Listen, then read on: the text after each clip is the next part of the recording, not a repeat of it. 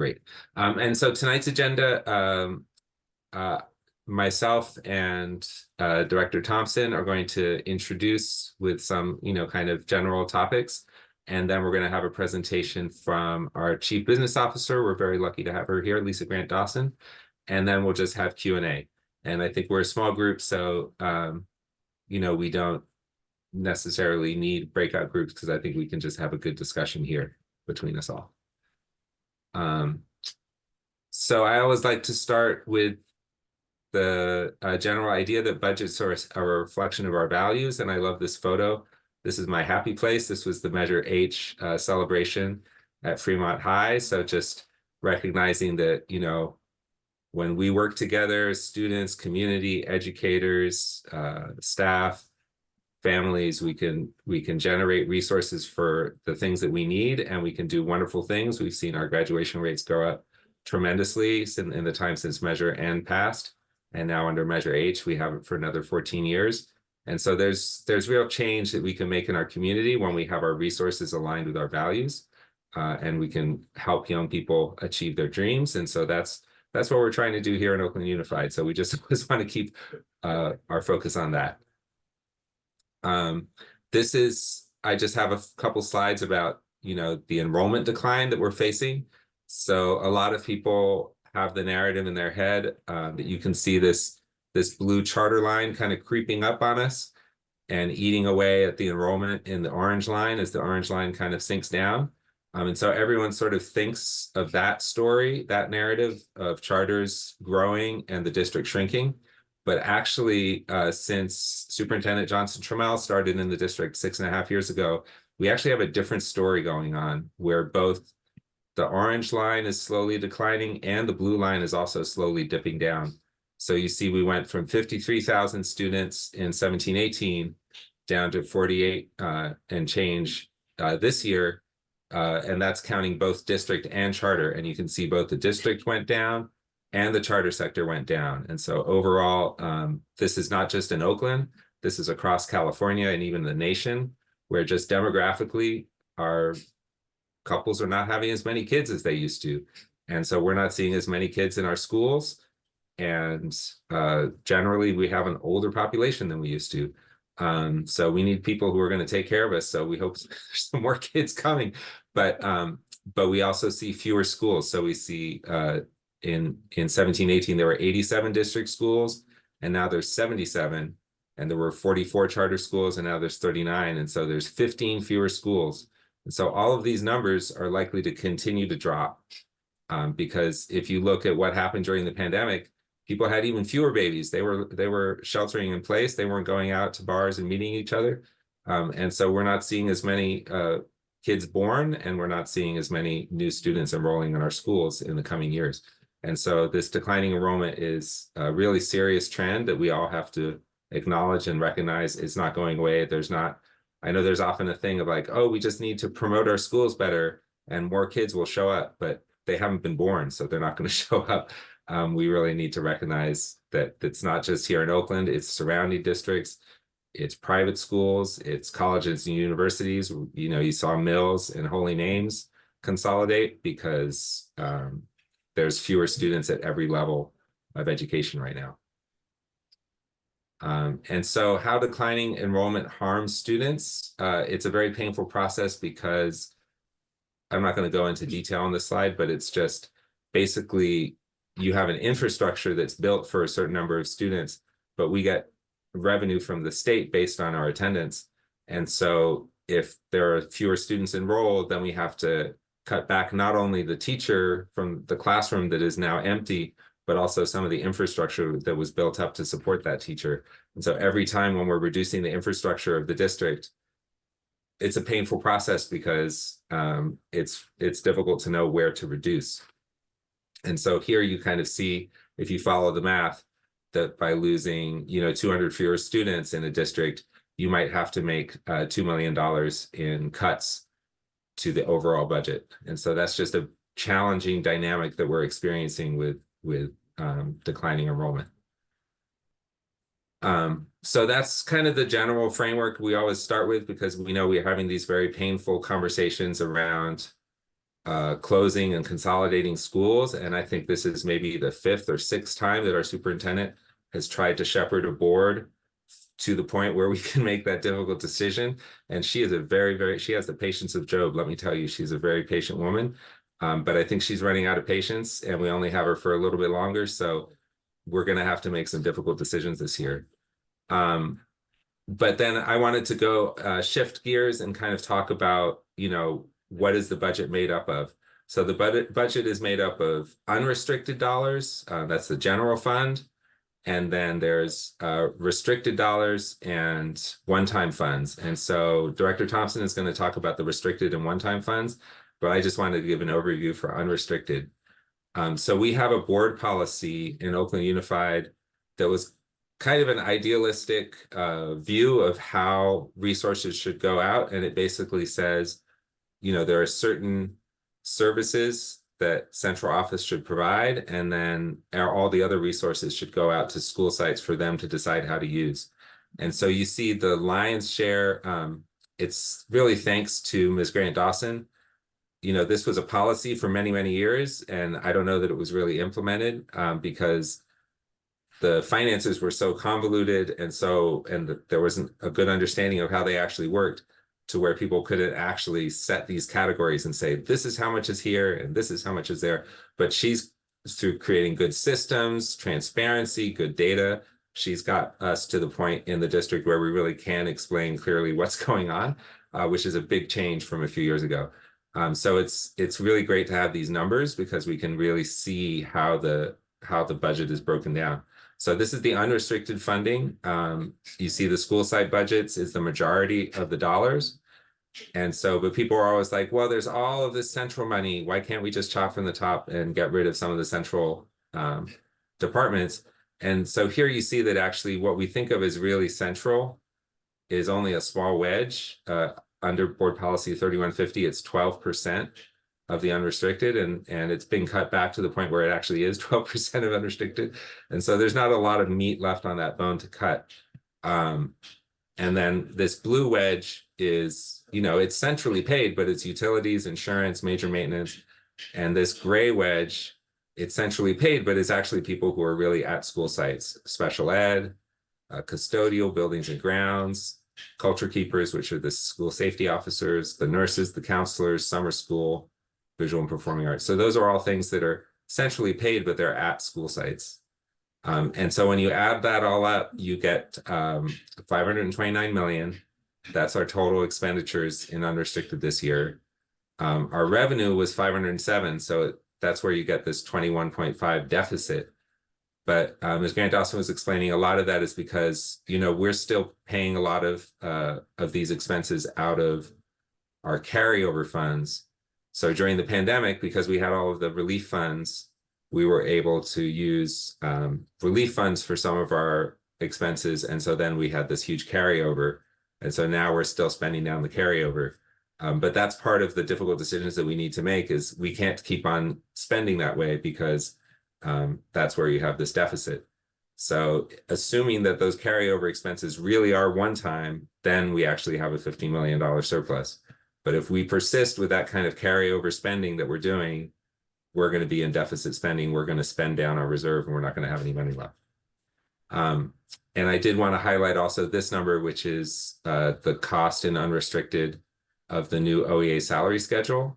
So that was a really significant investment that we made last year because we really believe we need to pay our teachers and other certificated staff better in order to attract talent to Oakland and retain it here. It was a very big investment. There were additional costs that were, new positions that were created, but this was the salary schedule change. But, it was a big cost, but it was worth it because we see, we're going to see more teachers staying in Oakland, more teachers being able to afford to live here. So with that, that's kind of the unrestricted piece, and I'll pass it over to Director Thompson to talk about unrestricted. Okay, next slide. Other way around. That's unrestricted. Okay. He's going to talk about restricted. Okay, thank you very much. My name is Director Thompson, and I am the director for District 7, and that's out in East Oakland. Thank you very kindly, everyone, for joining. And just to piggyback on what President Davis just mentioned, Board Policy 3150 actually is devised in order for us to use results-based budgeting in terms of how we allocate money. And if you remember the pie, he actually showed the pie and how the largest section of that pie actually addresses what we really want to do, and that is provide whatever resources are needed for kids to be successful, number one. And number two, I really like the second, I like the pie itself, because the second largest section actually goes towards something that we really want to do. We want to make sure that we focus on our school sites. And so I think the budget actually, thank you very kindly. I think the budget actually shows exactly what we're trying to do. And especially as a board, we are trying to make sure we make policy that reflect exactly what a school board should do for the school district. And that is making certain that our students have opportunities to grow as much as possibly academically, and also making sure that we concentrate on building up, or not, I don't mean building up, physically building up, but building up the school site itself, so that we can actually have the programs at the school site, have the individuals at the school site to actually support our students all the way around, their learning and their mental growth, those types of things. Next slide, please. Now, as President Davis mentioned, during the time that we were all shut out of school because we were doing virtual learning because of the COVID difficulty, we did receive COVID funds. Now, a lot of the COVID funds that we used were actually used because we wanted to make sure that we continued the growth of our students. And so there are three main areas that I really want us to concentrate on in the use of the COVID funds. And that's the expanded learning opportunities that were afforded all of the students, mental health that was afforded all of the students, and of course, PPE. So we wanted to make sure that we had all of those services available for all of our kids in order for them to be successful at the school site. Now, of course, there were several other areas where we use one-time funds, the COVID funds, but there's one thing that I really want to emphasize, and that is we are approaching the end when those funds can be used. Now, the COVID funds were one-time funds, and it's called restricted money. There are certain things you can use that money for, and that comes from our government. It tells us you can only use it for X, Y, or Z. So, and I'm going to just give a shout out to Miss Grant-Dawson. Thank you very much as our leader in the finance department. She's making certain that we use those funds just as they are allowed, or another way of putting it, use those funds so that we don't get into trouble by trying to use them in the wrong areas. So she makes sure that we're appropriating them successfully and like they should be used. Next slide, please. Now, this also talks about the restricted funding, and it allows us to see that it's very important for us to, to use things successfully. If you look at 22-23, the first blue box, you see their resources, 6266, educator effectiveness. If you think about what we're trying to do with our educators, we want to make sure that they are up to date in how things should be done in terms of students learning, in terms of teaching, in terms of engaging in professional development to make themselves more equipped to handle what comes along in terms of teaching in the classroom, having collaboration sessions with other educators at their school site, using in many instances something called the teach model. So those kinds of things. And if you notice, it's $3.7 million were actually used in that pot. And I'm not going to go through all of them because you can read yourself. I don't need to read it to you, but you can see where the money was allocated. Now, of course, you don't see a dollar sign on the right side, the 24-25, because that's where we're going. That's the new year that we're going, that we're approaching. And so just like money was allocated in 23-24, money will be allocated in 24-25. But the only thing you have to keep in mind is when you see the dollar sign there, if it's restricted funds, it can only be used for certain purposes. Even though you might say, well, there's all this money, let's use it toward this, use it toward, if it's not written that that money can be used for that specific purpose, then we cannot put it there. If you just want to use money in any area, that's called unrestricted. And our unrestricted funds, President Davis talked about that a few moments ago, and you can see how the unrestricted funds are really diminishing. And one thing for sure, and then I'm going to get kind of personal now. One thing for sure, I don't want us to do is use money to get us back in a situation where somebody else makes decisions for us. We don't want to do that. We've done a great job of actually trying to get out of that situation. And I want us to keep moving toward getting out of that situation and not going back into that situation again. I don't want to use too much of my time. Next slide, please. So this is an article that lets us know that the one-time funds, ladies and gentlemen, we're actually getting toward the end of where that money can be used. There is a date for every time the money is no longer usable. If you haven't spent it by that time, it cannot be used after that time. Now, I think we have encumbered money already. We have encumbered the money through 2026, I do believe. And please, Ms. Grant-Dawson, correct me if I'm incorrect there, because I do want everyone to leave with the right information. But unfortunately, ladies and gentlemen, we are coming to an end of using our one-time funds. And if those funds, and this is just me editorializing now, if those funds are used for an FTE, that's for an employee position. We have to be very careful, because that employee position is not going to be funded past a certain amount of time.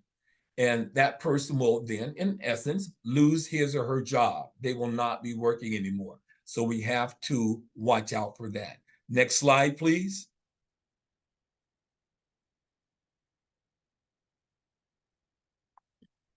Oh, I think I'm all done talking now, and I didn't want to talk too much, but I hope I gave you some substantive information. Now I think we're going to turn the rest of this presentation into the hands of Ms. Lisa Grant-Dawson, our Chief Business Officer.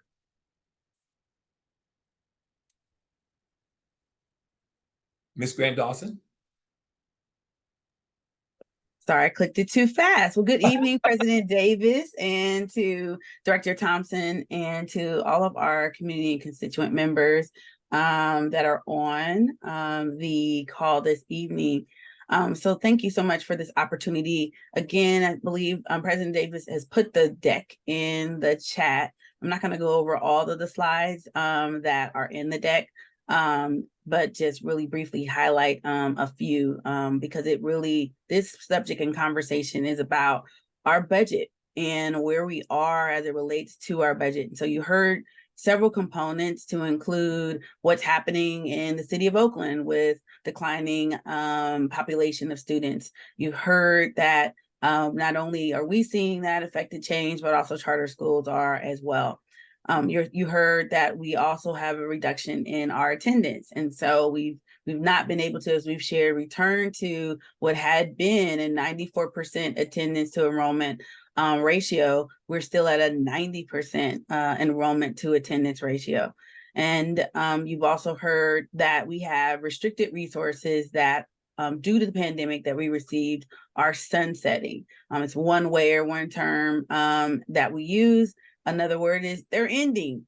Which lets you know, again, that the investments that were made, the reason that we received that money was to help offset the different, not only losses that we were experiencing, but as well the cost. It's a tremendous amount of cost that we incurred during the pandemic as it relates to how we managed our facilities, to how we cared for our employees, to how we were able to provide supplies for our students.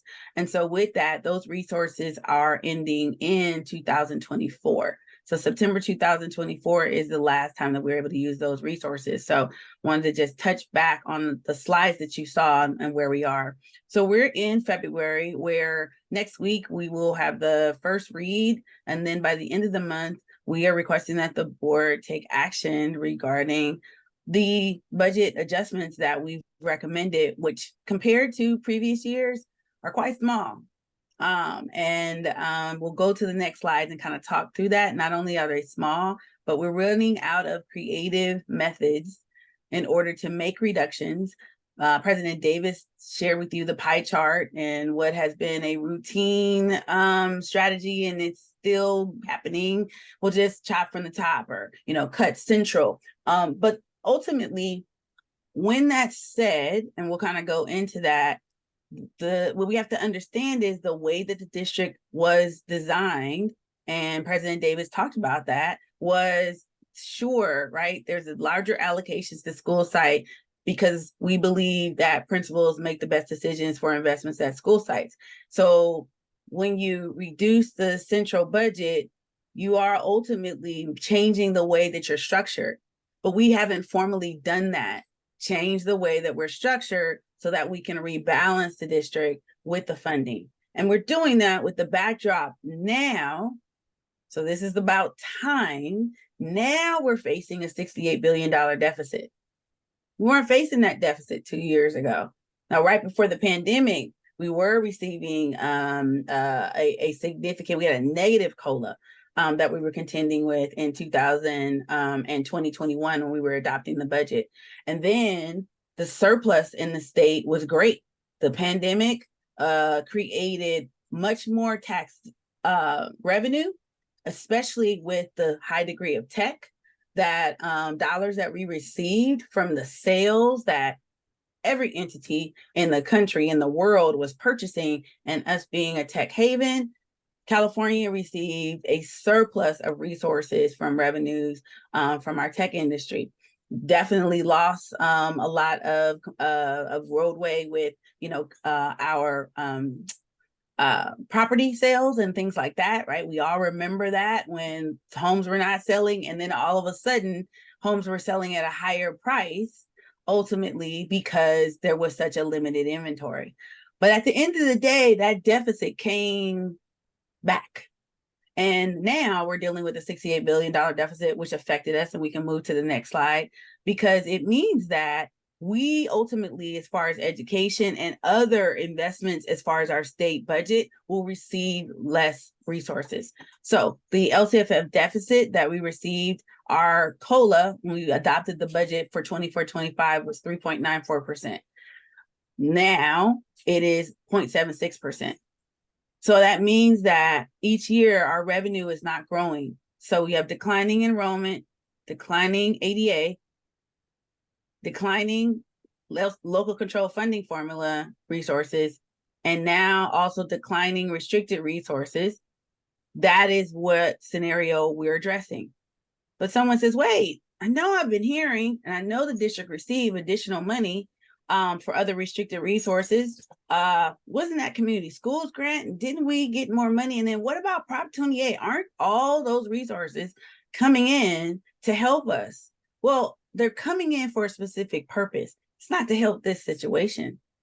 Are we using and trying to figure out how to leverage those resources by appropriately spending them with that? Yes, but it can't solve our base budget problem. So a way to consider that methodology is if you have two jobs and your main job, which creates the main source of your income, you lose hours or you lose salary or you're reduced to a lower full-time equivalent, your part-time job is not going to make up for what your full-time job was providing you. So we're addressing our full-time resources, our ongoing resources, the resources that require us to be responsible for the entire district. And that is where we are challenged based not only on how we're structured, but also how we earn revenue. So we'll move to the next slide. So we shared this slide. This is after first interim. This number has changed 3 times since budget adoption. So at budget adoption, and I'm specifically looking at 24-25. In 24-25, when we adopted the budget, the 24-25 year had a surplus. And then when we implemented the OEA agreement, which you saw the 23-24, a portion of how much that was, $24 million. So when we adopted that and implemented, I should say, the OEA agreement, then 24-25 is going to cost more. Why? Because in that B9 expenditure line where you see 404 million, we increased the amount of salaries for OEA. But you're like, well, wait, 23-24, it says 416. That's because the carryover that you heard about earlier, that is really based on a revenue we earned in prior years, is in that number. There's $36 million of carryover, of which a portion of that is also salaries and benefits. But what you're seeing is a total rolled up number. So it's showing that we're spending more, but we didn't earn that 36 million on the 507 million that you're seeing above in 23-24. So when we move to 24-25, you see the revenue going down. And then you also see our expenses, though they have gone down, there's components of them that have gone up, including health and welfare benefits, which was on a previous slide, which at that time we were projecting a 25% increase in health and welfare. That is the number that we had received from Kaiser at least 6 to 7 months ago for us to prepare for. And then Sutter came in more recently and said 20% increase. And so this is on top of a 15% increase that we currently are experiencing in 23-24. So all of those costs are requirements of the district.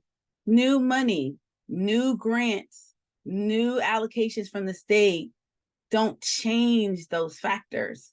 We can't use that money to offset them. And most of those resources that also are coming in have a limitation as far as the number of years we can spend it. So when we're having these conversations about our budget, we're talking about ongoing, sustainable activity, which is why in this case, we're looking at the unrestricted. We want all 3 years to have a surplus or break even. All 3 years. But if we don't correct, and primarily when we're looking at 24-25, the reason why that number is negative is not because there's carryover. It's because there's more expenses than is covered by the revenue. And in 25-26, the story is the same. So that's why we're presenting to the board recommendations. Those recommendations, though, can't cover the 24 million that you see here. And so we're on the eve of presenting second interim in March, but I just really wanted to spend a little more time on this slide so that people really understood when we're talking about this, the revenue has changed multiple times. The expenses are changing as costs go up, and we've already made commitments that we have to cover. If we can't cover those commitments, we also can't make new commitments.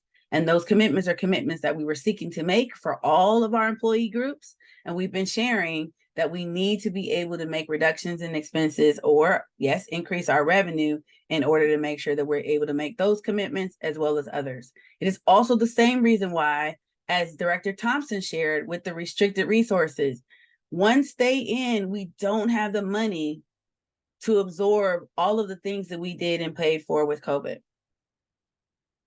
Are there some things that we're looking to continue to maintain? Yes, but they have to be in a resource that can sustain them Otherwise, we'll be in another degree of crisis and not being able to provide services or pay the employees or the vendors that we're utilizing to support that.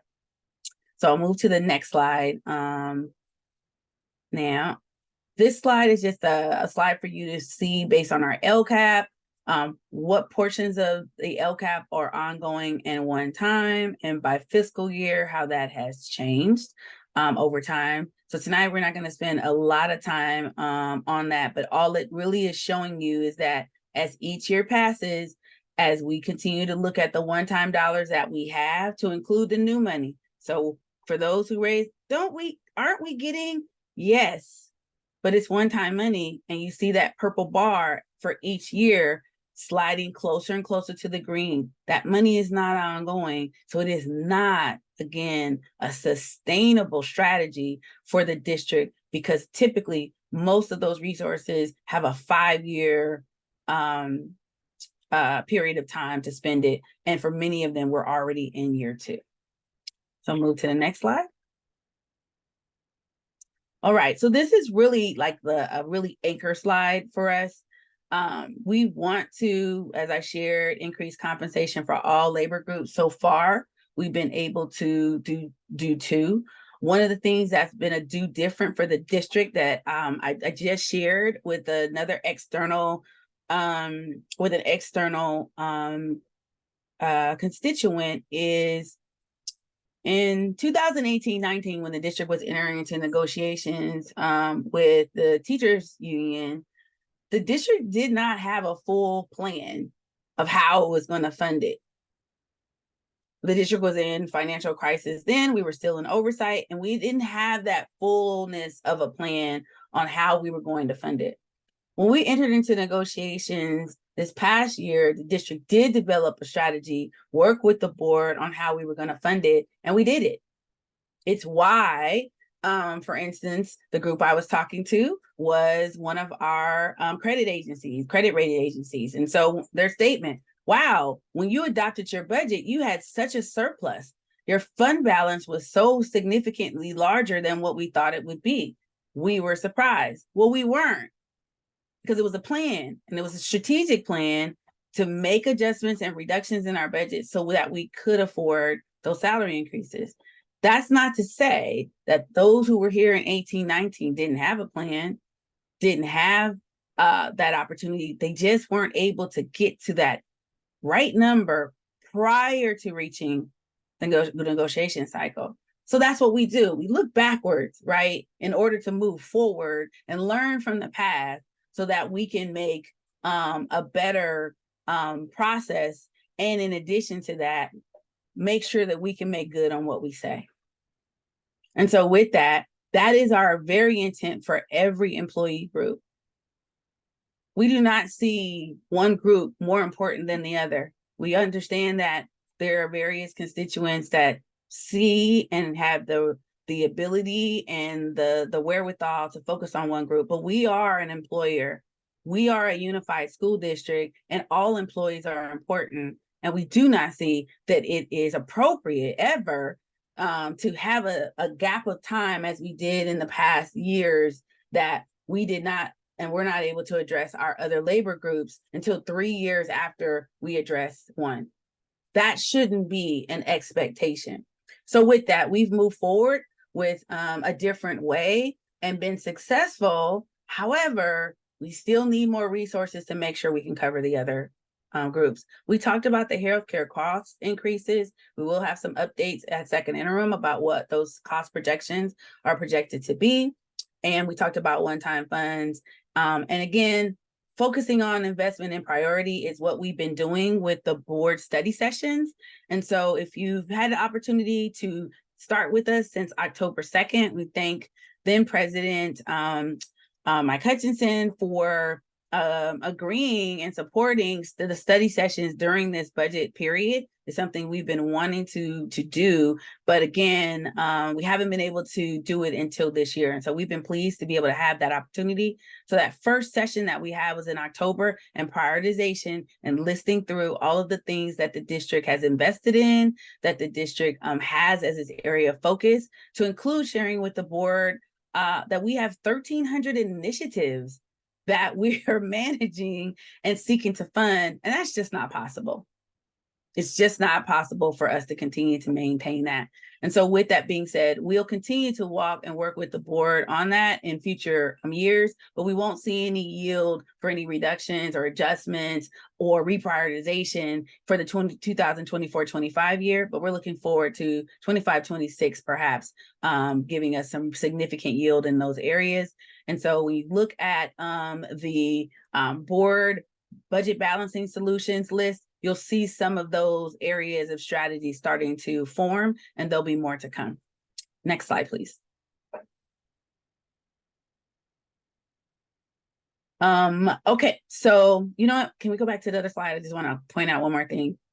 Just to kind of clarify again that the 50 million that you're seeing above, the approximately 50 million, where that comes from is when we looked at the 24-25 year. If we go back to that slide where we had the multi-year projection and it was $23 million, that middle slide, the 23 million that's in the yellow, 24 million if you round it.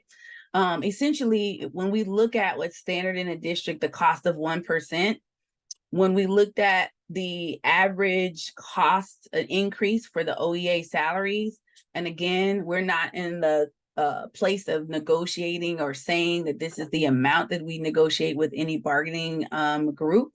But what we did was look at, well, what would that aggregate be to add on top of that, you know, with those compensation, you know, rates. And so that's where that additional 25 million, if you will, comes from. It's an estimate to help us to guide how much would we need to make reductions in order to meet a recommendation of a number that's greater than 1% and far less than 100. So that's how we got to 50.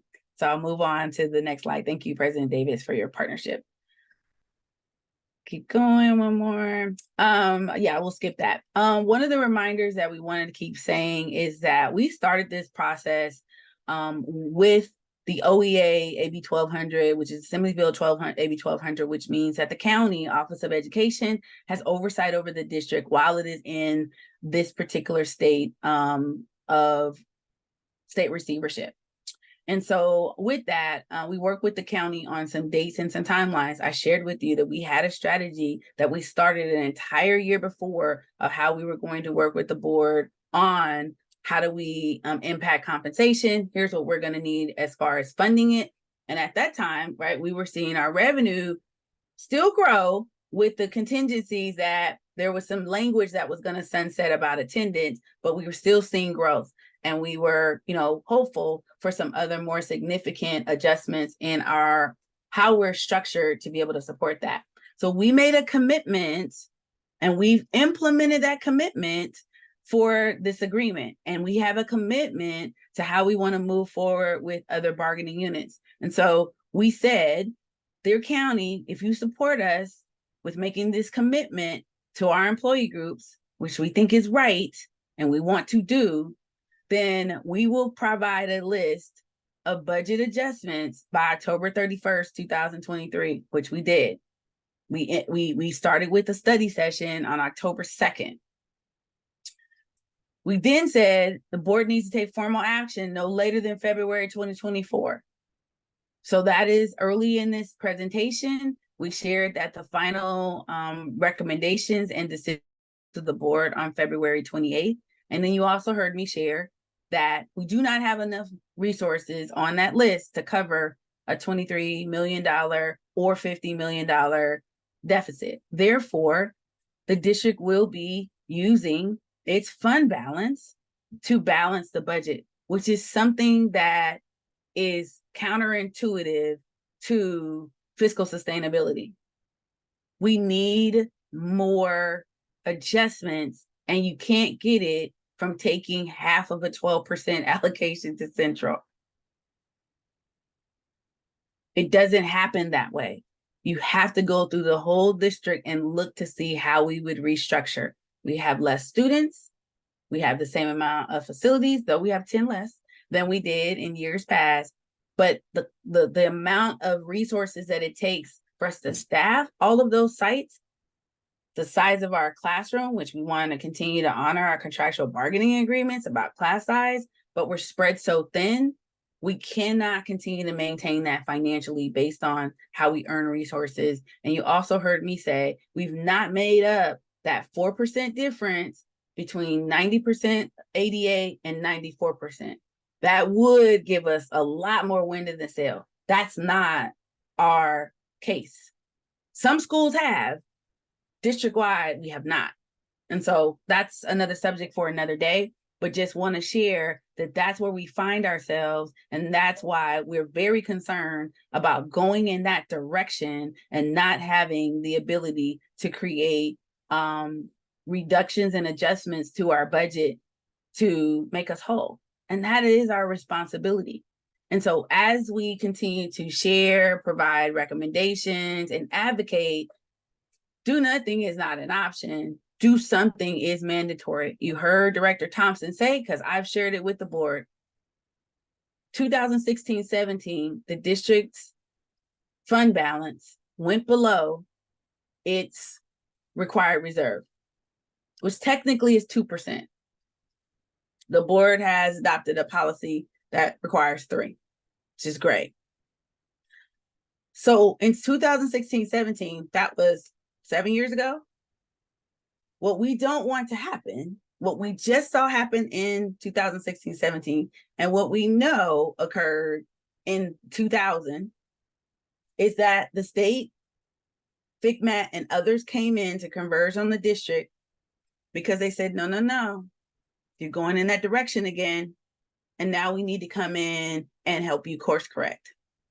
I think we have a lot of participants right now that are helping us course correct. And I really think that the district and the community can do it, but we have to work together and we have to be able to really understand what we're saying. And we also have to help to understand that sometimes in a community, as it cycles through from century to century, there's a reset button that you have to set. And the Oakland community is not growing in the manner in which it was, at least as it relates to children. And we're in the business of educating children. And that's been changing for decades. So the reality of understanding that not only are we funded, but we also plan and support those students, we're smaller now. And we need to be able to adjust to fit within a smaller capacity. And let's take the opportunity to see how we can grow, but that really takes that partnership with the city as to be able to, how do you attract people and families? So the population, as I've shared, is growing. It's growing with single women.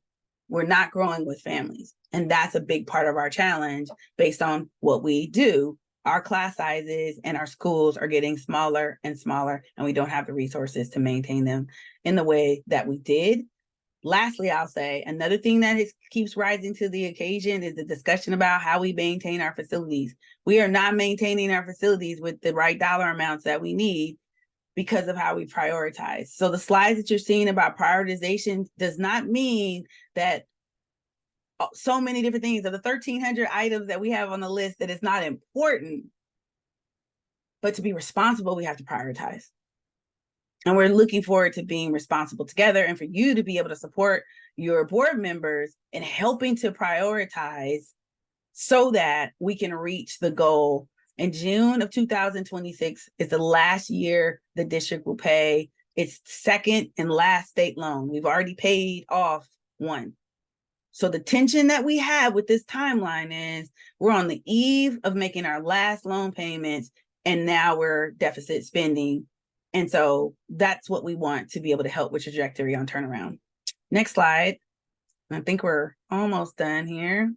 Okay, so we'll go to the next slide. So all that being said, this is the summary, and we've presented, this slide, this information since December, November of what the budget adjustments will be. October 31st, matter of fact, of budget adjustments. And so this is the list, the cost that's here. I've already shared. This is not enough to cover the 23 million. And so what you'll see next week is this list tightened up with all of the numbers to include the special board study session that we just had on January 31st to update this information and get feedback from the board and the community. So we'll go to the next slide. This document gets missed often when we talk about and we hear, well, if you're reducing supplemental or you're reducing base allocations, you're taking away, from school sites. We are. We also are earning less money in supplemental, and we also are earning less money in the base. So we don't have as much money to allocate. But we do, back to, hey, I thought there was some additional money coming in. Though it is not required for the district for most of the resources to allocate to school site, based on its policies and its principles and its culture, the district continues to do that. So we want people to be able to, and we provided this particular chart, and I think the link is going to be put in the chat as shared. So you can go and see what the allocations are per school site. Please note, all of these allocations are based on enrollment. Enrollment is the higher number. So we allocate based on the higher number, but we earn the money based on the lower number, which is attendance.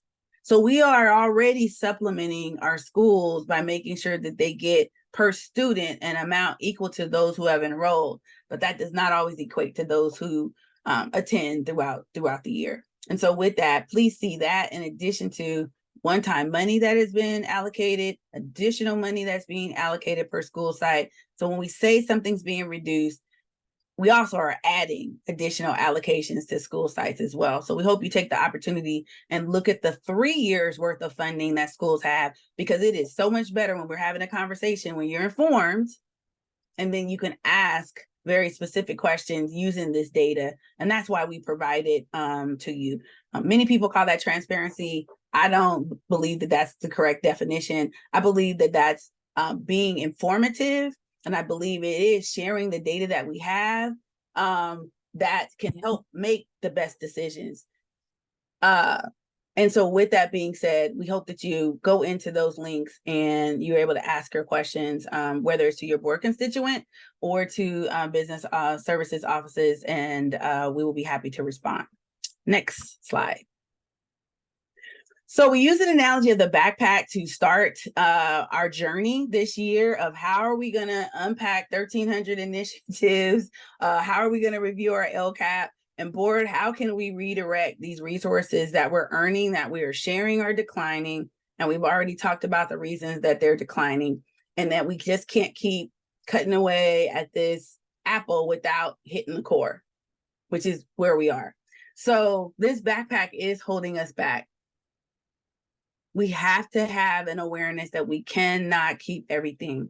I am sure there is no one on this Zoom that is not having the same conversation with their households with the cost increases that we're all seeing. Whether it's fuel, food, energy, we're all having the conversations about what do we need to make adjustments to, because our revenue is not changing, but our expenses are. The district is having the very same conversation. The very same conversation. We just have a larger responsibility to a whole lot of people who have an income and a household too. But I'll also say that we've shared many times that when people are looking at making adjustments and reductions, the go-to is, well, people are going to lose jobs.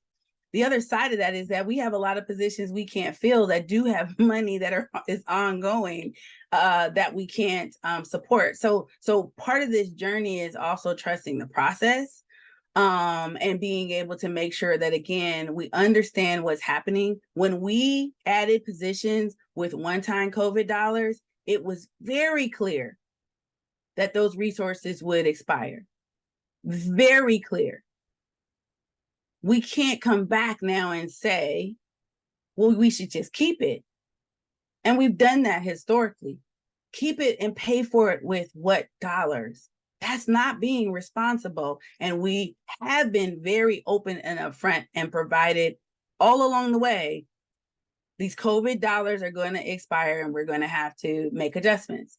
And so with that honesty in our conversation and desire for people to understand that that's not meant to harm, it is meant to be helpful. And how do we strategize together? If there are things that we're wanting to keep, we're saying we don't have the room. And if we do, it means we're going to have to eliminate something to make the room.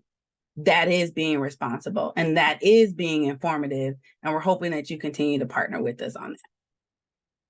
So I think if we go to the next slide, I got my little cheater slide over here. We talked about these dates, the first read and the second read for the budget adjustments. We get into March. Why is that date important? That date's important because statutorily, we have to notify employees of adjustments to their employment. So again, if funding is changing, we're making reductions due to the lack of funding. We're making reductions due to lack of work. Those notifications have to be provided to certificated and classified. So for those that may not know, the law has changed and our classified employees are now part of that timeline, which I think is superb because I think for years it's created a space for classified employees. Decisions could be made after that March 15th date that retained, again, one group of people because of their certification and another group of people may have seen more layoffs and reductions as a result of that. And so with that, that places that timeline together. We implemented that last year. We will be in front of the budget March 13th. And yes, Budget and Finance does now meet on the 15th. Previously, we were going to meet on the 8th, but it is now the 15th. So if you have Valentine's Day plans on the 14th, there's a board meeting. If you just wanted to have a romantic time with us on the 14th, as well. And then the 15th, we have Budget and Finance. So there'll be lots of love with OUSD over the next several weeks. In June, we statutorily must adopt our 2024-25 budget by June 30th. We have historically, and we will continue to do that on time. So with that, those are the next steps. And then I believe I am turning the floor back over to President Davis with thanks for the opportunity to share. Thank you, Ms. Grant-Dawson. Yeah, it's a lot of information. It's hard to digest. And I know last year when we had, we kind of had I had a better structure last year. I had more time to prepare for this kind of meeting. And so I had parents kind of frame the questions and we did breakout groups. We don't have the structure to do that right now. But one of the messages from the parents last year to Troy was like, explain it to me like I'm 4 years old. And I know, there's probably, I feel like I'm back in my teacher mode of like, no question is a bad question. No question is an ignorant question, because we know when it comes to budget discussions, there's a lot of lingo, there's a lot of concepts that are hard to digest. And so we definitely welcome any questions right now, even if it's just, I don't know, just explain to me what unrestricted and restricted is again, just repeat, go back to a slide, let us know what you want us to talk about. And you can either raise your hand or put the question in the chat, whatever is best for you. And I'm not seeing, or if there's no questions, we can end early. But oh, here is a long question from Ms. Jensen, my old colleague in adult ed. She says, central office, do you want to come off mute and say it, Pat, or do you want me to read it for you? She says, how can the average person see what these central office expenses really are? There could be a curriculum administrator who is at the central office level, but whose salary is spread over several schools. So it shows up as a school expense. I don't know how much of that happens in OUSD, but many people sense or feel that central office expenses are heavier than what they see on paper. I think this is one of the reasons people say chop from the top. And I also know that we won't find all the money we need in central office. Did you want to talk to that, Ms. Grant-Dawson? Sure. So thank you for that question. One of the things that I do want to share again, and at Second Interim, really are going to try to point this out again. I know that everyone doesn't come to, every board meeting and budget and finance meeting, but at the end of every financial report, there is always a breakout of the district's entire budget by, first we've provided the COVID allocations and resources. We provide not only the expenses, but also the staffing. So back to being informative consistently. At the end of each financial report, there's a long, this is why it's 800-page report. There is a list of all of our expenses. And so if you wanted to see central office, it's broken down by elementary, middle, high, and then you'll also see central. So when you go through the central budgets, you can see by department, by site, what staffing's there, how much it costs, and you also see other non-labor expenses.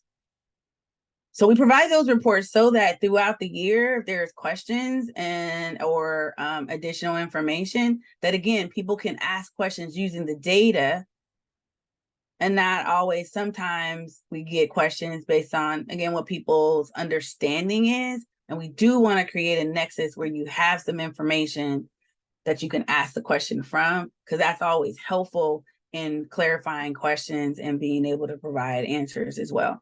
So I will share that, and I understand that that's, where that, chop from the top piece comes from. And I think that we've also offered, you can chop from the top. We already have, and recognize that we're not going to get the resources from there. But it means that you have to also embrace what we're not going to do anymore.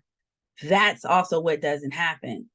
We make reductions, and then we don't really talk about from, that perspective, well, what are we not going to be able to do anymore? And so, with that, I would just say from many of the reductions that have been proposed this round, we definitely are going to have to share with the board very distinctly what things may not get done or won't get done, as a result of some of the recommendations. And those expectations, and the way that I've said it, is we need to begin to expect less, because we have continued to make reductions to central staffing and are doing so again. But we need to also expect less when we do that. And I think that doesn't align itself oftentimes to when we see the reductions that are being made, what is not happening, and how are we relying on the talents of individuals who are remaining to maintain our compliant pieces, as well as the things that we've said by resolution or by some other component that we'd like to have. We can't continue to do it all with less. Thank you so much. President Davis, is it a possibility that we can go to Ms. Vargas, because she has her hand up? And it might be a translation situation. I'm not sure. It is. You read minds. Of course, I'm here to talk about translation. And I think like the main thing, and I also see a question that it might be related, but as you know, there was a lawsuit that was pretty much driven by Oakland families, and this seems like the state of California will aim $2 billion to students that were hurt by the remote learning. And so I wanted to know, I know that it's too early to maybe even consider that, but I sort of want us to look a little bit into the future. Sorry, I'm trying to not share my screen, but like start my video. But also consider like trends in terms of immigration and the such. Interpreters right now are seeing an increase on families that are newly arrived. And so it is concerning for me that just the thought that we will be cutting interpreting services when we can barely meet the demand, and when we can see that the demand is growing. And I understand all the work that Ms. Lisa Grant-Dawson has done, but I want also to look at the data in our unit before making any decisions. And it is really important to maybe have someone that understands how to analyze data. Our data is not perfect. Our data is far from perfect, and it needs to this I feel like it's a moment of reckoning where like we really need to analyze the services that we provide in order to make decisions such as the one that we are trying to do in terms of the cuts to interpreters. Let's make sure that we analyze the demand that we have before making these decisions. And yeah, that's pretty much it. I'm all over the place, and I apologize for that, but thank you so much for the space. Mm-hmm. Do you take that, Ms. Grant-Dawson? Sure. Yeah, and if you want to weigh in as well. So, and I do see that there's a question about the Kayla J settlement. So number one, yes, that is going to potentially impact, it is going to impact allocations and how we allocate and how we provide services for sure.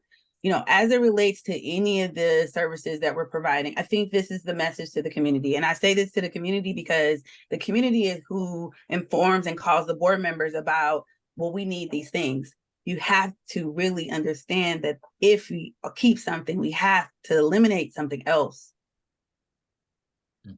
It's a prioritization and trade. So it doesn't mean that there's a belief system that translation or other services are not important. It's where are we going to fund it and how do we balance it? And if what I would say, I use the term, you know, there's been doors that have been closed. Like, no, don't cut that. Don't cut that. Don't cut that. Don't look here. Don't pick here. Don't pick here. There, nor everywhere. It sounds like a Dr. Seuss book. That's what's been happening. Keep and protect all of these things, but we don't have the resources to do so. And what we also don't have is an alternate recommendation of how to balance it in multiple millions of dollars terms, right? And so I recognize that when we're hearing about various programs, that's where the challenge comes in.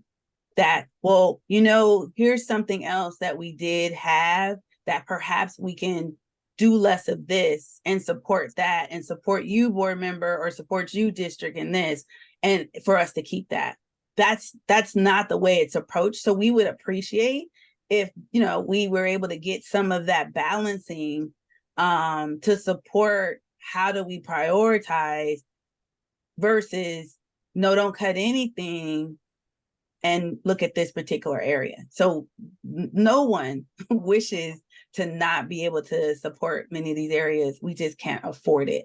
And so if translation services is imperative, then we need to co-work with other constituents to say, then what else can we navigate?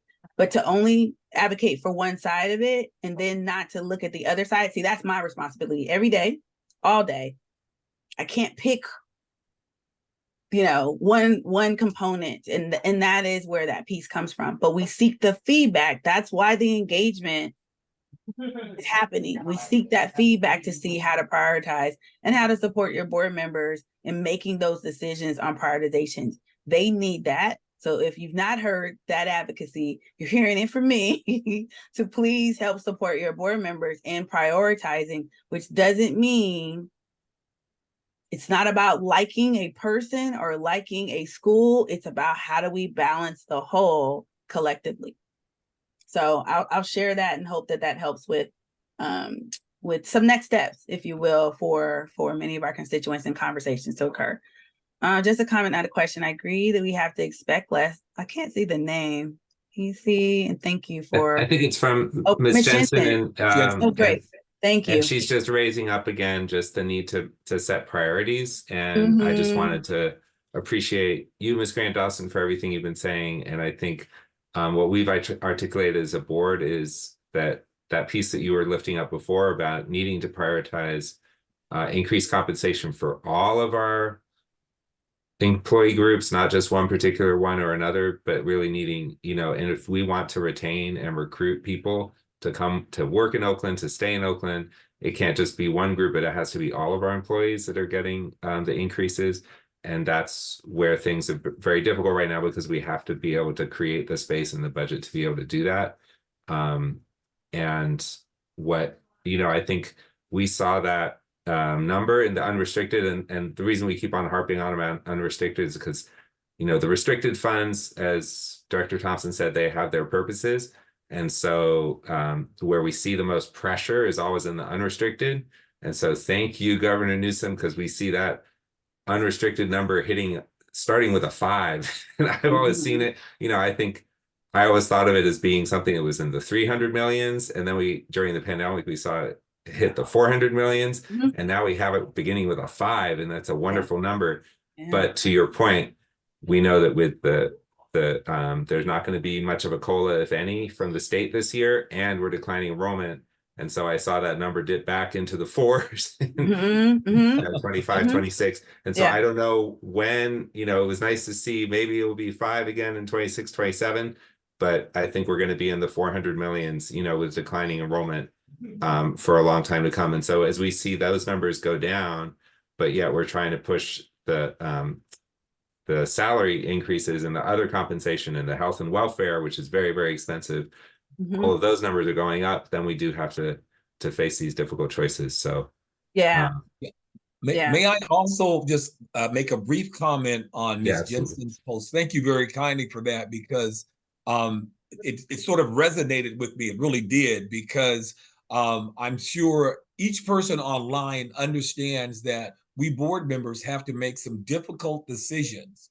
And I appreciate what you said, because as we make the decisions, I do want the community to know that we're just not making decisions willy-nilly. We're actually thinking about how it's going to impact, and then how we can best move forward, even though the impact might be great in a certain area, or if someone believes in a certain thing, it'll be great to them. But we are going to make the right decisions along the way. I really believe we are.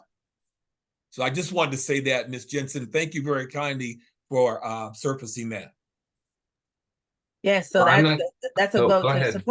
support your board member and making making difficult decisions, but really supporting. That is what the board members need. And I think that I sit in a space to say that, because we're interfacing with them to say, make a decision. You know, here's our recommendation, make a decision or counter us, you know, with an alternative. But again, do nothing is just not an option. And so, you know, with that, if the board does not make a decision, I mean, it ultimately is a decision. Indecision is a decision. Mhm. But in order for us to be the local control accountability plan, and there are members that are on this call that are very invested in the LCAP. The keywords are local control. Local control. If we as a local community do not control our spending, control our investments, control our prioritization, control doesn't mean I'm demanding that you provide. I'm demanding that you keep, because you have to be responsible for the whole. And if that's our opportunity to be collectively responsible, that is what we're asking for in partnership. And it is what we're asking for to support board members in the decisions that they have to make, because that's a very tough position that they're in. Sure, you elected them to do so, but they need the support beyond the voting moment. And I'm saying that because I need them to make the decisions, because we don't want to go into the places that we talked about, and we know that they've been real. And as we talked about on the 31st, you know, there have been different degrees of crisis. President Hutchinson and I talked about that, right? It is not what it is. It's not what it was, but we don't want it to be what it was before. And so it takes all of us to really work through that. And we appreciate the advocacy and the alignment. And in most cases, right, we've seen that the advocacy works, but you can't walk away after the advocacy and leave the district still with the same problem after we've kept things. That is not the community collectively being responsible. And so with that, I'm hoping that that resonates with all the passion that I can garner at 7:14 p.m. And if you have any additional questions, we definitely want you to pose them, and we look forward to that engagement as well. There is one more question, Ms. Grant-Dawson, in Okay, let me see. of whether some schools are benefiting more from compensation increase because they have more, you know, teachers at the higher end of the salary schedule. But I'll just say, and you can respond to this, that I think one of the big pieces of the salary increase this time was trying to bump it up more at the lower end.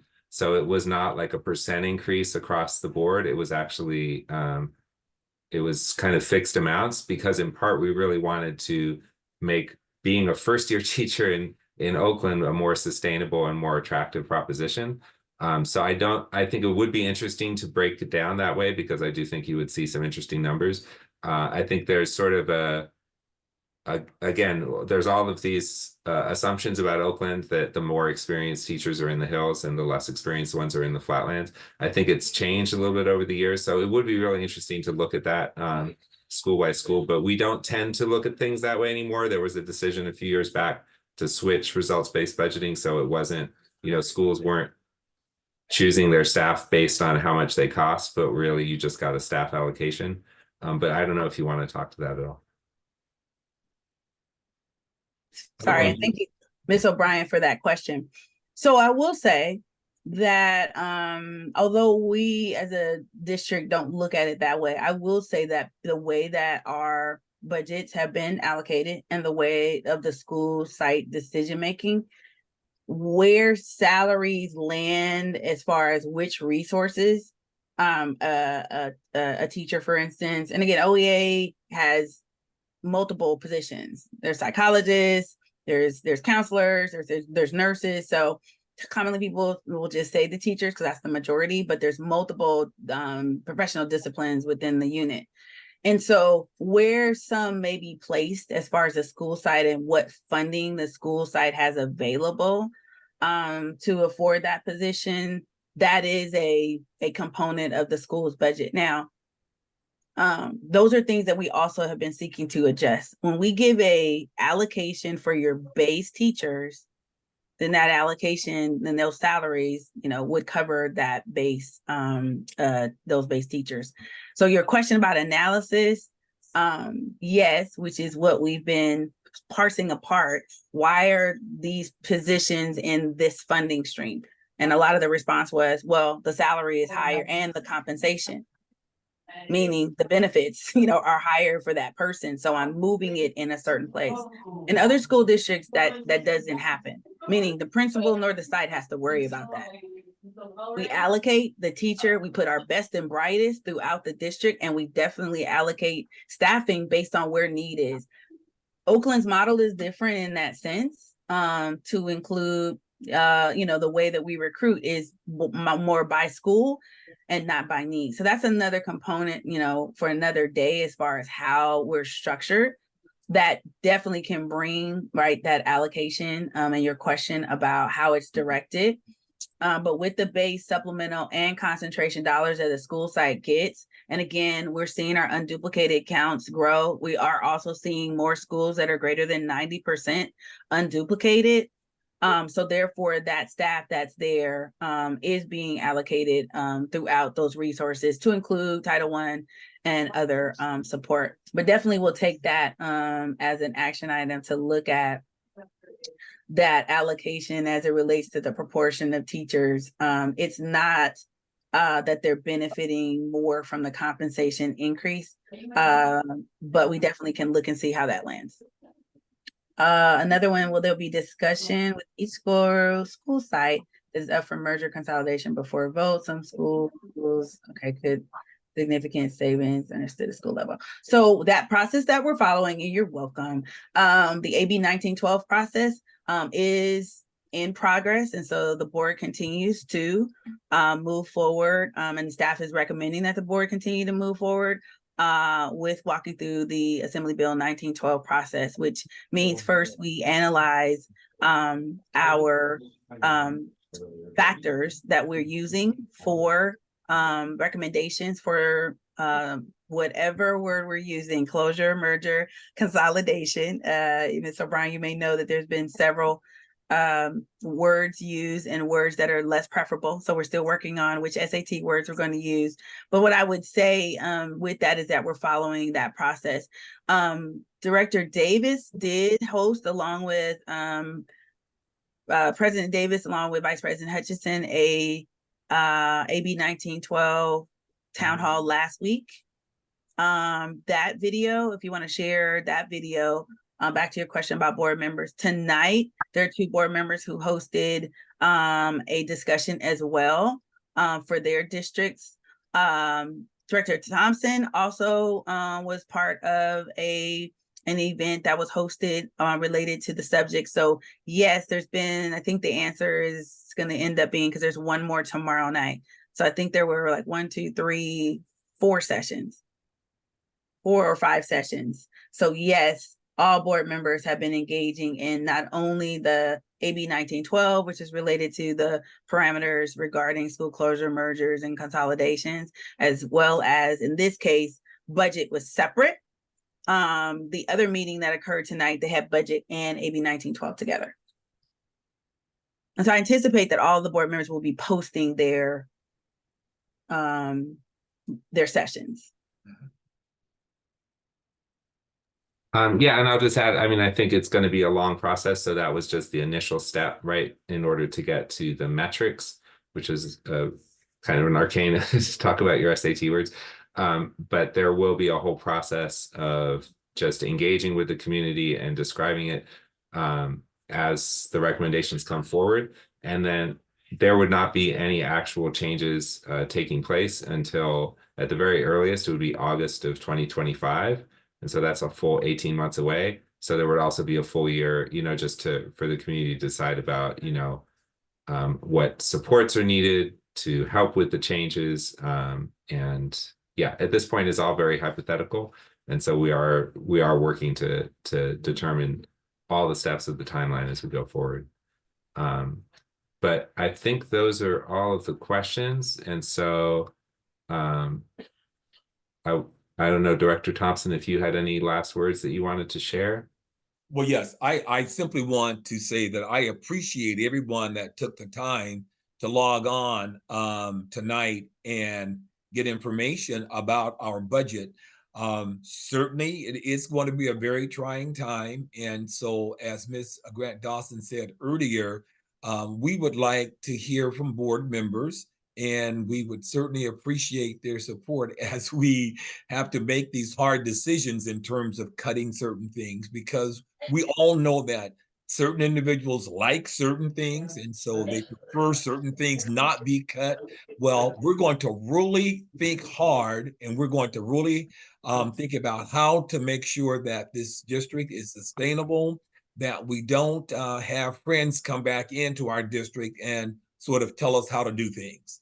But I do want to say thank you very kindly for logging on tonight, because I'm sure President Davis will be able to thank you also, but I'm sure he's very excited about the fact that individuals took time to come out this evening. Thank you very much.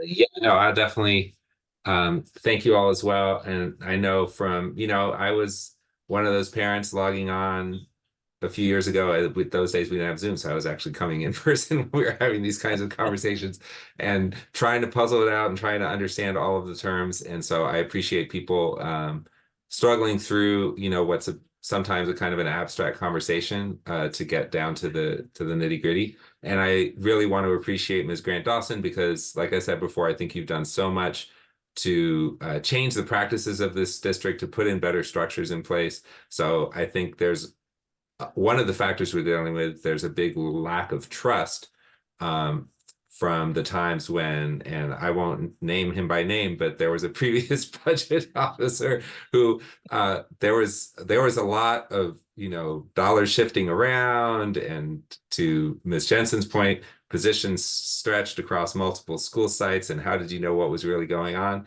And I feel like what Ms. Grant-Dawson has brought is a lot more clarity. I know she doesn't like the word transparency, but there is a lot more information available to the point where we're able to show that pie diagram, and you understand where different resources are going and how they're being allocated. And you can see that the central office is now down to that 12% that it's specified in 3150.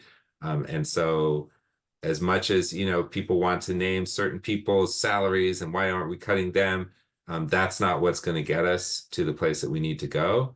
And so I hear the worry that these things are very inequitable. Some of the cuts that we're making right now in terms of reducing the supplemental discretionary per pupil funds to school sites, that is an inequitable cut, and yet it's nothing compared to what we're going to end up having to do if we aren't willing to look at the infrastructure of this district and make the reductions that we need to make to have a smaller footprint, because we are just spread too thin across too many school sites. And that's what means that each school site is not getting the resources it needs to offer the kind of programs that we want to be able to offer. So I hope we can make the changes we need to make. I appreciate just the tone of the conversation, and everyone, you know, this is why we like to have these town halls to answer people's questions that have a more interactive format. So I hope it's been helpful, and I will be posting the recording online. So I will, Ms. Shelley wants to keep going, but I think we're actually going to call it a night and let people have the rest of their evenings. So thank you all very much. Oh, And if no, there's not anything else- tonight. No, let's keep going with the partnership and the conversation. No, no. Okay. I thought you wanted to keep the conversation No, going. not so much. Oh my God, no, I would never. I could never. I have domestic duties. Well, we'll see you on Valentine's Day, Miss Shelley. We Oh, appreciate yes. your partnership very much. So Yes. Yes. All right, Yeah. now. See you guys next week for sure in Yes. person. Okay. Everybody get home safe. yeah, stay dry, everybody. Good night.